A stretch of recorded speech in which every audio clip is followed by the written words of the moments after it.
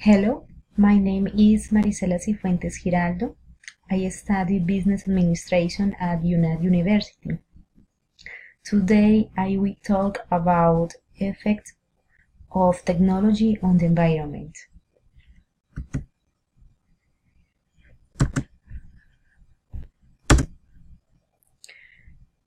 I believe that environmental damage are caused by large and small companies that don't have environmental conscience.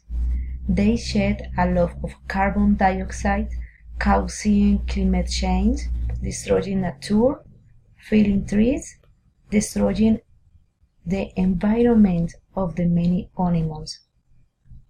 I believe that economic growth is causing companies at the expense of the machine and killing the environment to meet the high demand of the market.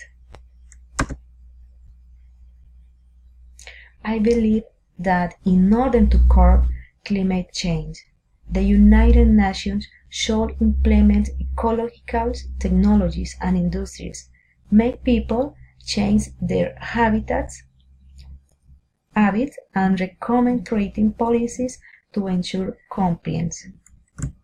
Thank you.